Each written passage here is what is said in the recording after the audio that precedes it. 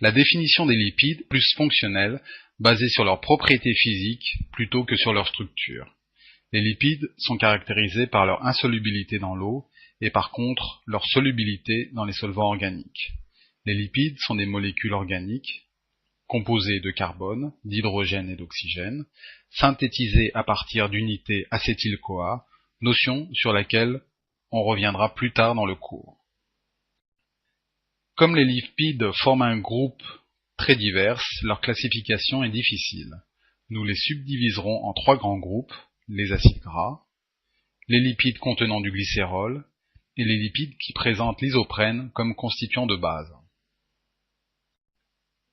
Les acides gras ont des acides carboxyliques avec une longue queue formée d'au moins 4 groupements CH2 et d'une tête constituée d'un groupement carboxyle COOH. La queue est hydrophile, insoluble dans l'eau.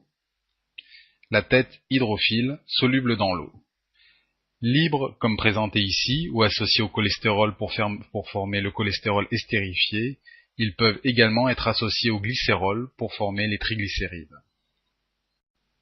Les acides gras sont des acides carboxyliques avec une longue queue formée d'au moins 4 groupements CH2 et d'une tête constituée d'un groupement carboxylique COOH. La queue est lipophile, insoluble dans l'eau, et la tête hydrophile, soluble dans l'eau. Libres comme présenté ici ou associés au cholestérol pour former le cholestérol estérifié, ils peuvent également être associés au glycérol pour former les triglycérides. Nous allons maintenant mettre en pratique tout ce que l'on vient d'apprendre.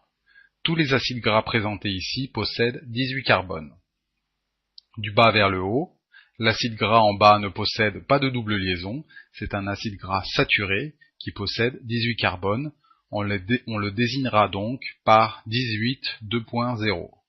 Le suivant possède une double liaison, c'est un acide gras monoinsaturé, on le désigne par 18 2.1 avec la position de cette double liaison, soit en partant de l'acide carboxylique delta 9, soit en partant de l'autre extrémité, oméga 9. L'acide gras suivant possède deux doubles liaisons, c'est un acide gras polyinsaturé, on le nomme donc 18 2.2 avec la position des deux doubles liaisons delta 9 et 12, ou seulement la première double liaison rencontrée, soit oméga 6. Enfin, le dernier acide gras possède lui 3 doubles liaisons, on le nommera 18 2.3, soit delta 9, 12 et 15, soit oméga 3. Contrairement aux glucides, il existe dans le groupe des lipides deux acides gras que nous ne pouvons pas synthétiser et qui doivent être apportés par l'alimentation. Ces deux acides gras sont dits essentiels. Il s'agit de l'acide linoléique, C18 2.2, oméga 6, ou comme vous savez le faire maintenant, d'après la formule chimique, C18 2.2, delta 9 et 12.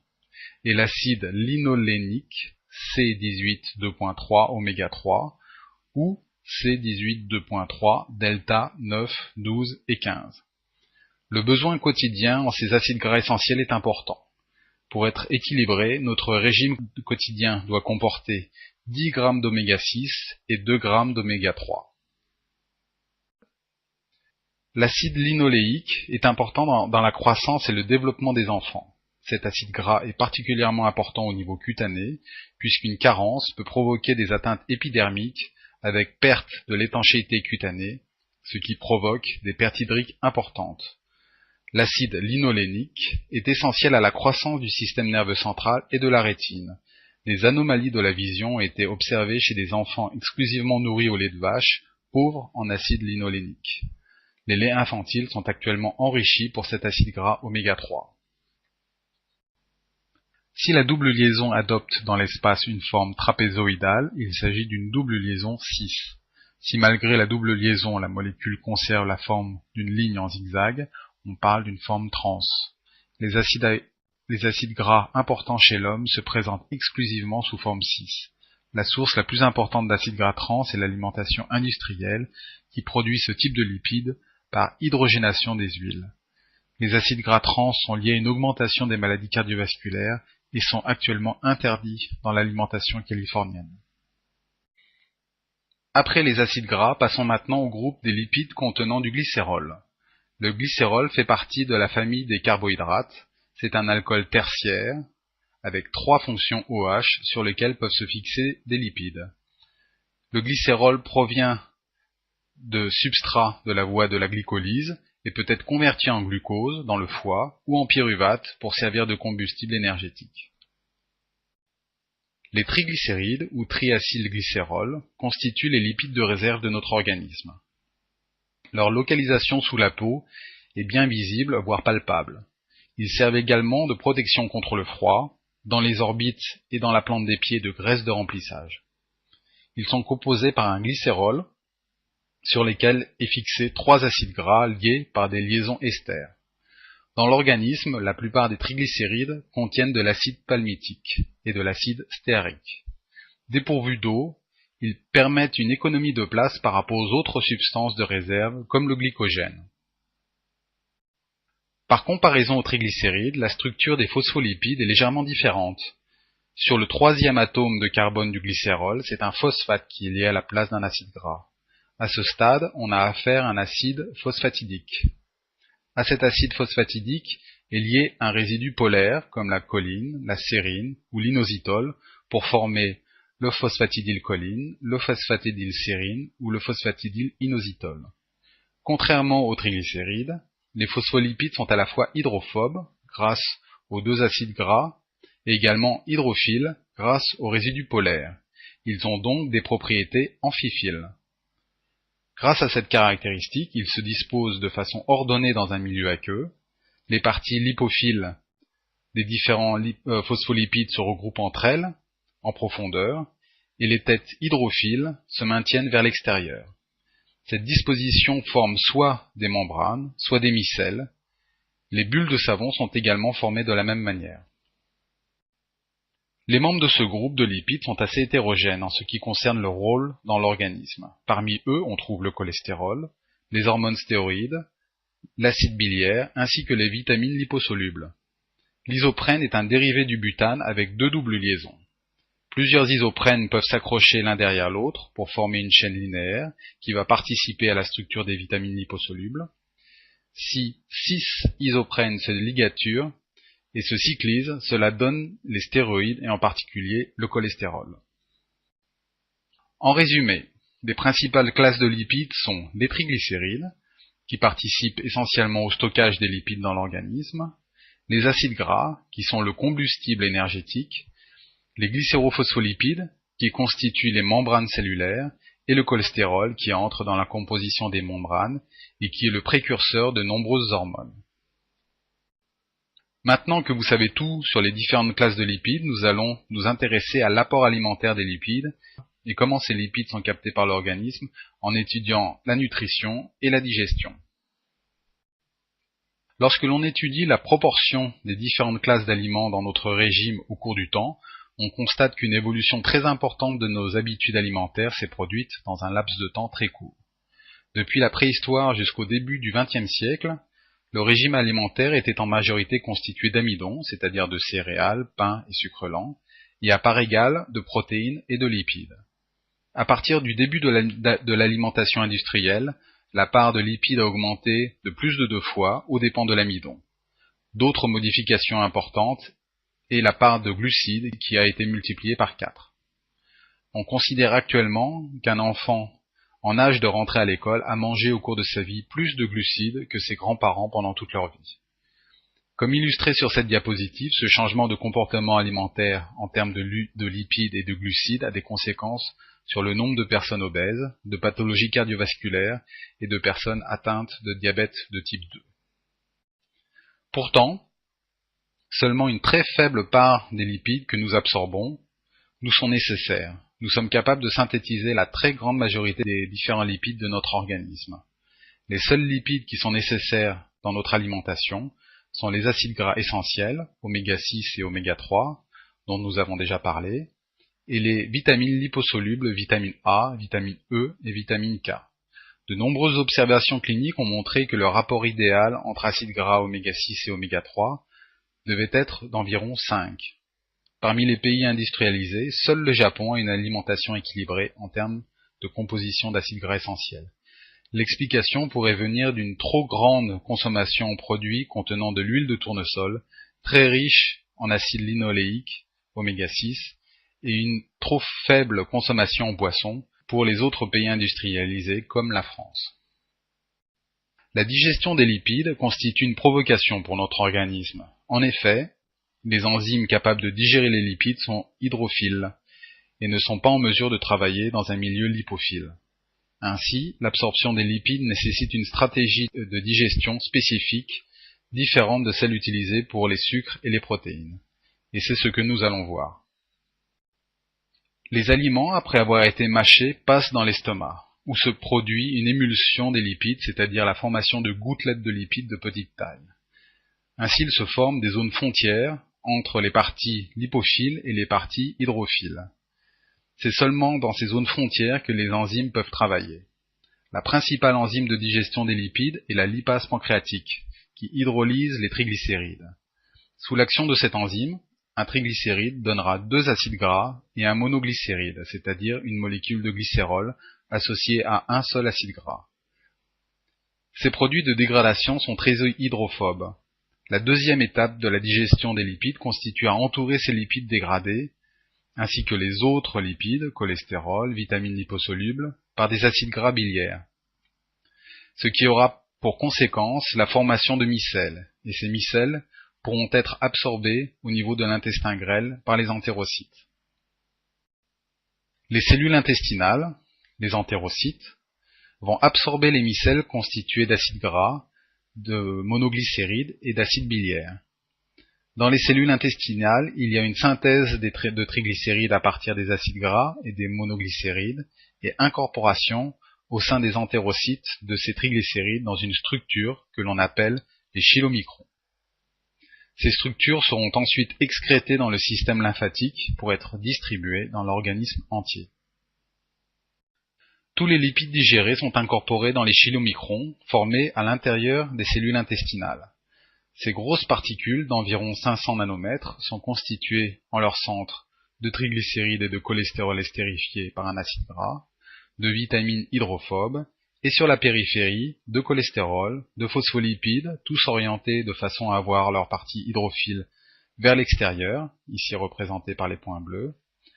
Après assemblage, les chylomicrons sont pourvus d'une étiquette d'adressage sous forme d'une protéine appelée ApoB48. Puis, une fois complets, les chylomicrons sont libérés par exocytose dans les vaisseaux lymphatiques. Pourquoi les lipides digérés ont un cheminement différent des glucides ou des protéines provenant de l'alimentation? En effet, les protéines et les glucides sont déversés dans le sang, qui est acheminé par la veine porte vers le foie, où ils seront stockés. Les lipides, eux, passent par le système lymphatique et seront déversés dans le sang circulant au niveau de la veine sous-clavière gauche. Le foie est contourné par ce circuit et les lipides sont directement disponibles pour les autres organes, et en particulier les cellules adipeuses, qui pourront stocker ces lipides. Nous y reviendrons plus tard dans le cours. Après avoir vu comment les lipides de l'alimentation sont captés par l'organisme, nous allons maintenant voir le parcours emprunté par ces lipides pour atteindre leur lieu d'utilisation ou de stockage, et brosser en quelques mots un tableau des problèmes de santé engendrés par une accumulation trop importante de lipides. Mais avant tout, je vais vous parler de la synthèse des lipides par l'organisme. Tous les lipides ne proviennent pas de l'alimentation, mais peuvent être synthétisés. Ainsi, tous les types de lipides peuvent être produits par l'organisme, sauf les 2 acides gras essentiels, oméga 6 et oméga 3, et les 3 vitamines A, E et K. Cette synthèse est très importante. Par exemple, dans le cas du cholestérol, l'organisme a besoin chaque jour de 1000 mg de cholestérol pour compenser les pertes intestinales sous forme d'acide biliaire. Et bien seulement moins de la moitié sont apportés par l'alimentation. Ainsi, la plus grande partie du cholestérol est synthétisée de façon endogène. La plupart des cellules peuvent faire la synthèse des lipides, mais le lieu privilégié pour cette biosynthèse est le foie, lorsque nous sommes à jeun. Les acides gras fraîchement produits sont incorporés dans les triglycérides et distribués dans l'organisme sous forme de lipoparticules que l'on appelle les VLDL. Nous y reviendrons plus tard dans le cours. La molécule de base pour la synthèse des lipides, que ce soit le cholestérol ou les acides gras, est l'acétyl-CoA, ou l'acétyl-coenzyme A. Le coenzyme A est un dérivé de la vitamine B5 sur laquelle on retrouve en plus un ribose et une adédine. Le rôle du coenzyme A est d'être un transporteur d'acétyl, c'est-à-dire du groupement COCH3. Cet acétyl est dit activé par la liaison thioester, ce qui lui permettra de rentrer dans les voies de synthèse des lipides. L'acétyl-CoA va donner les deux carbones de l'acétyl pour permettre la synthèse par deux voies différentes du cholestérol et des acides gras. Cette synthèse s'effectue dans le cytosol des cellules du foie, les hépatocytes. Les réactions de biosynthèse sont très complexes. Retenez seulement que la voie de synthèse du cholestérol s'appelle la voie isoprénoïde, puisqu'elle produit de l'isoprène, unité de base du cholestérol, et que la voie de synthèse des acides gras s'appelle la voie malonique, puisque cette voie commence par la formation du malonyl-CoA. Cette voie forme de l'acide palmitique, C16 2.0, qui sera transformé secondairement dans tous les autres types d'acides gras. Comme je vous l'ai dit précédemment, la molécule de base pour la synthèse des lipides est l'acétyl-CoA. Cette molécule est formée exclusivement dans la mitochondrie à partir de substrats très variés, comme les glucides, les lipides, les protéines ou l'alcool. Mais l'acétyl-CoA provient en premier lieu de la glycolyse, c'est-à-dire de l'oxydation du glucose en pyruvate, puis du pyruvate en acétyl-CoA. J'aimerais vous faire remarquer sur cette image que notre organisme est capable de faire la synthèse des lipides à partir de n'importe quel type d'aliment. Ainsi, par exemple, un excès d'aliments sucrés est immédiatement sanctionné par un stockage sous forme de lipides par l'organisme. Un tissu est spécialisé dans le stockage des triglycérides, les adipocytes. Ce tissu est diffus dans l'organisme, on le retrouve en grande quantité sous la peau, mais également autour des organes, derrière l'œil et sous les pieds. Pour un adulte moyen, le stockage des triglycérides représente 21% de la masse totale de l'individu pour un homme et de 26% de la masse totale pour une femme. Cette réserve énergétique représente environ 100 000 kcal, ce qui permet de résister à plusieurs semaines de jeûne, alors que les réserves sous forme de glycogène, c'est-à-dire de sucre, sont épuisées en moins de 24 heures. Le stockage des adipocytes forme dans le cytosol une vacuole qui prend la majorité du volume cellulaire. En cas de besoin en énergie, on aura hydrolyse des triglycérides en glycérol et en acide gras libre par une lipase hormonosensible contenue dans l'adipocyte. Après avoir vu la synthèse des lipides, passons maintenant à une autre thématique, celle du transport des lipides dans l'organisme. Ce transport doit se faire entre les lieux de production, le foie ou l'intestin grêle, les lieux de stockage, les adipocytes, et les lieux d'utilisation des lipides, à savoir l'organisme entier, mais en particulier les muscles et le cœur. Le problème de ce transport est que les molécules hydrophobes, les lipides, doivent être transportées dans un milieu aqueux, le sang. Comme on l'a vu pour les chylomicrons, les lipides vont être transportés sous forme de structures associées à des protéines et des phospholipides qui vont former des micelles appelées lipoprotéines. La surface de ces micelles est hydrophile, composée de protéines et des têtes des phospholipides. Le cœur de ces micelles est lui hydrophobe, composé de triglycérides, d'acides gras et de cholestérol estérifié. On distingue différentes classes de lipoprotéines caractérisées par leur densité, leur charge électrique ainsi que leur composition en protéines. La principale classe de lipoprotéines sont au nombre de 4. Les chylomicrons, riches en triglycérides d'origine alimentaire, portant la protéine ApoB48 dont nous avons déjà parlé, les VLDL de très basse densité, riches en triglycérides, synthétisés par le foie, portant l'ApoB100 et la E, les LDL de basse densité, riches en cholestérol, portant l'ApoB100, et les HDL, lipoprotéines de haute densité, également riches en cholestérol, portant les ApoA. Les protéines spécifiques portées par les lipoprotéines permettent un édressage de ces particules vers les organes particuliers, ce qui va orienter leur destinée, leur parcours et leur rôle dans l'organisme. Vous voyez sur ce schéma que le parcours des lipoprotéines est assez complexe. De façon simple, on distingue la situation postprandiale et la situation à jeun. En postprandiale, comme nous l'avons déjà vu, c'est l'intestin grêle qui forme les chylomicrons riches en triglycérides, schématisés par les billes jaunes. Les chylomicrons donnent les triglycérides à l'organisme entier, en particulier aux adipocytes et aux muscles. Une fois appauvris en triglycérides, les chylomicrons deviennent des rémanents qui seront captés par le foie. À jeun maintenant, c'est le foie qui synthétise les lipides et forme les VLDL. Ces lipoprotéines riches en triglycérides vont donner leurs triglycérides à l'organisme entier, sauf aux adipocytes, qui sont à jeun plutôt dans une situation de déstockage que dans une situation de stockage. Les VLDL appauvris en triglycérides donnent les LDL, qui vont apporter aux organes cibles le cholestérol, schématisé ici par les billes bleues. Les HDL sont un type de lipoprotéines particulier qui proviennent des chylomicrons. Ils s'enrichissent en cholestérol au contact des VLDL et en échange s'appauvrissent en triglycérides pour finir leur parcours au niveau du foie. En résumé, les fonctions des différents types de lipoprotéines sont présentées ici de façon simplifiée. Les chylomicrons transportent les triglycérides alimentaires dans tout l'organisme sauf le foie et finissent leur vie en remnants captés par le foie. Les VLDL transportent les triglycérides endogènes synthétisés par le foie dans tout l'organisme sauf aux adipocytes.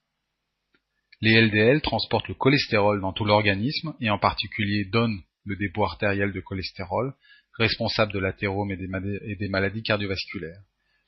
Et les HDL, à l'inverse, ramènent le cholestérol vers le foie. C'est pour cela que l'on dit dans le langage populaire que les LDL représentent le mauvais cholestérol, alors que les HDL représentent le bon cholestérol. Un rapport cholestérol transporté par les HDL sur le taux de cholestérol transporté par les LDL supérieur à 0,3 est un facteur bénéfique contre les maladies cardiovasculaires. Vous savez tous que les lipides en trop grande quantité sont responsables de maladies cardiovasculaires. Comme vous le voyez sur ce tableau, on distingue différentes anomalies touchant les lipides. On appelle ces pathologies des dyslipidémies. Ces dyslipidémies sont classées en fonction du taux de cholestérol et de triglycérides plasmatiques. Les dyslipidémies les plus fréquemment rencontrées sont de type 2, avec une augmentation du cholestérol plus ou moins une augmentation des triglycérides associés, et de type 4, avec une augmentation isolée des triglycérides. Après avoir vu les différents types de lipides, la digestion des lipides et la façon dont ils se distribuent dans l'organisme, passons maintenant au dernier chapitre de ce cours, le rôle des lipides dans l'organisme. Sans être exhaustif, puisque les lipides ont de très nombreux rôles dans l'organisme, nous traiterons du rôle des lipides dans l'énergie cellulaire, dans la structure des cellules et dans le signal cellulaire. Au niveau des lipides, ce sont les acides gras qui sont les fournisseurs d'énergie dans la cellule. Certains organes, comme le cœur et le foie et le muscle squelettique, tirent plus de 50% de leur énergie de l'oxydation des acides gras. Il n'existe pas de cellules qui tirent leur énergie exclusivement des lipides, mais tous les tissus, sauf le cerveau et les globules rouges, se servent des lipides comme source d'énergie. Les acides gras sont dégradés dans nos mitochondries par le cycle de la bêta-oxydation. À chaque cycle, 2 atomes de carbone sont détachés de l'acide gras pour former l'acétyl-CoA, puis l'acétyl-CoA rentre dans le cycle de Krebs pour former des composés réduits qui vont permettre la formation, par l'intermédiaire de la chaîne respiratoire, de la mitochondrie, de l'ATP. Par comparaison, l'oxydation complète d'une molécule de glucose donne 38 ATP, l'oxydation complète d'une molécule d'acide palmitique permet la formation de 106 molécules d'ATP. Les acides gras ont donc un pouvoir énergique très important. En cas de jeûne, l'acétyl-CoA produit par la bêta-oxydation est également transformé en corps cétonique, comme le bêta-hydroxybutyrate. Les corps cétoniques sont extrêmement importants pour notre cerveau. En période postprandiale, le cerveau puise son énergie du glucose, mais après quelques jours de jeûne, le cerveau se contente de 40 grammes de glucose au lieu des 120 grammes habituels par jour, en complétant son régime par la consommation de corps cétoniques. Les lipides sont des constituants indispensables de toutes les membranes cellulaires. Les phospholipides se disposent de façon à former une double couche avec les têtes hydrophiles vers l'extérieur et les queues hydrophobes vers l'intérieur. Enchâssés dans cette double couche phospholipidique, on retrouve des protéines et du cholestérol. Les membranes ne sont pas fixes, mais plutôt considérées comme une mosaïque fluide où les protéines peuvent se déplacer librement. Le rôle du cholestérol dans les membranes est d'augmenter cette fluidité. Pour illustrer ce propos, on peut citer les membranes cellulaires des poissons d'eau froide, qui sont riches en cholestérol pour permettre justement de maintenir cette fluidité membranaire malgré le froid glacial. Un autre rôle structural des lipides est celui du surfactant. Le surfactant est un est un composé des lipides de la famille des phospholipides. Synthétisé par des cellules pulmonaires spécialisées, le surfactant est un agent actif de surface qui abaisse la tension superficielle et qui est absolument indispensable pour le déploiement et le maintien des alvéoles ouvertes. Le surfactant empêche la rétraction des alvéoles au cours de l'expiration, ce qui rendrait la respiration impossible. Chez les grands prématurés, la production de surfactant peut être insuffisante. On peut leur administrer du surfactant par voie trachéobronchique et ainsi augmenter leurs chances de survie. Notre organisme est composé de cellules qui ont la nécessité de communiquer entre elles pour former un être cohérent, capable, comme vous le faites actuellement, de m'écouter. Les lipides participent à cette communication entre cellules. Nous allons développer dans ce cours 3 modes de communication. Les phospholipides, et en particulier le phosphoinositol, contribuent à délivrer un message entre l'extérieur et l'intérieur de la cellule. Les acides gras, et en particulier l'acide arachidonique, est à l'origine de la formation des eicosanoïdes, qui sont des messagers de proximité, ce que l'on appelle des médiateurs. Et enfin, le cholestérol, qui lui est le substrat permettant la formation des hormones stéroïdes, et qui peuvent délivrer un message dans l'organisme entier. Le phosphoinositol fait partie de la membrane plasmique des cellules. En présence d'un stimulus externe, par exemple la présence de bactéries à proximité, la phospholipase C, qui est une enzyme cellulaire, va couper le phosphoinositol en inositol 3-phosphate et en diacylglycérol. Ces deux composés qui vont délivrer le message et provoquer une réaction cellulaire, comme par exemple une exocytose, la migration cellulaire ou la phagocytose des microbes, dans le cas des polynucléaires. Les eicosanoïdes sont des médiateurs qui, contrairement aux hormones, agissent localement sur les cellules voisines, par action paracrine, ou sur elles-mêmes, par action autocrine. Les eicosanoïdes dérivent de l'acide arachidonique, qui est un acide gras polyinsaturé. 2 types d'enzymes catalysent la formation des eicosanoïdes, la cyclooxygénase, qui va produire des prostaglandines ou des thromboxanes, et la lipoxygénase, qui produira des leucotriènes. Tous ces composés ont un rôle central dans l'inflammation, qui contribue à la défense de l'organisme contre les agressions extérieures. L'aspirine, qui est un médicament que vous connaissez tous, agit comme un inhibiteur de la cyclooxygénase, ce qui a pour effet de diminuer la synthèse de prostaglandines, et donc de diminuer les effets inflammatoires qui peuvent être désagréables, comme la fièvre ou la douleur. Comme vous le savez maintenant, le cholestérol a 3 fonctions dans l'organisme. Être un élément constitutif des membranes, produire de l'acide biliaire et être le substrat de base permettant la synthèse des hormones stéroïdes. Cette biosynthèse va s'effectuer dans des glandes endocrines spécialisées. Le cholestérol et l'aldostérone dans les glandes surrénales, les hormones sexuelles dans les ovaires ou les testicules. Ces hormones ont un rôle primordial dans l'homéostasie des volumes d'eau intra- et extracellulaires, sur la régulation du métabolisme énergétique ou tout simplement sur notre identité sexuelle.